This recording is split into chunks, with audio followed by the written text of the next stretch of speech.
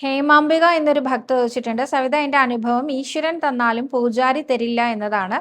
അതായത് കയ്യിൽ കിട്ടിയത് വായിക്കെത്തില്ല എന്ന് പറയില്ലേ, അതാണ് എൻ്റെ അനുഭവം. ഇത്രയും കാലത്തെ അനുഭവം അതാണ്. അത് മാറാൻ ഞാൻ എന്താണ് ചെയ്യേണ്ടത്? ഓർമ്മ വെച്ച നാൾ മുതൽ കൃഷ്ണനെ വിചാരിക്കും, ഭഗവാൻ കൂടെയുണ്ട്, എന്നാലും ഒരു സങ്കടമാണ്. സവിത ഭഗവാന്റെ അനുഗ്രഹത്താൽ ഇത്രത്തോളം എത്തി. ഞാൻ ഭഗവാന് ഇനി എല്ലാവരെയും കുറെ വിഷമങ്ങളൊക്കെ മാറിയിട്ട് ഇപ്പോഴത്തെ വിഷമം മോന് ജോലി വേണം എന്നുള്ളതാണ്. എന്താണ് ചെയ്യേണ്ടത് എന്ന് വിശ്വാസത്തോടെ പ്രാർത്ഥിക്കുക എന്നുള്ളത് തന്നെയാണ് ചെയ്യേണ്ടത്. നമ്മളെ എന്താ പറയുക, അവസാന നിമിഷം മാജിക് കാണിക്കാൻ ഭഗവാനെ കഴിഞ്ഞേ ഉള്ളൂ ആരും എന്ന് പറയും. സന്താനഗോപാലൻ കഥ കേട്ടിട്ടില്ലേ?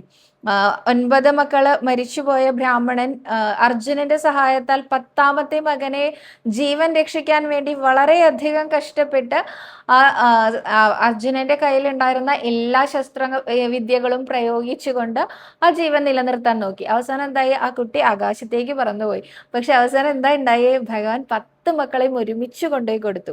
ഈ ഗുരുവായൂരപ്പന്റെ അനുഗ്രഹം എന്ന് പറയുന്നത് അത് നമുക്ക് ഇമാജിൻ ചെയ്യാൻ പറ്റാവുന്നതിന്റെ അപ്പുറത്തേക്കേ വരുള്ളൂ. എന്തായാലും ഇതിലും വലിയ അനുഗ്രഹം ഉണ്ടാവില്ല എന്ന രീതിയിലാണ് ശ്രീ ഗുരുവായൂരപ്പൻ എപ്പോഴും ഓരോ ഭക്തരെയും കൊണ്ടു നടക്കാറുള്ളത്.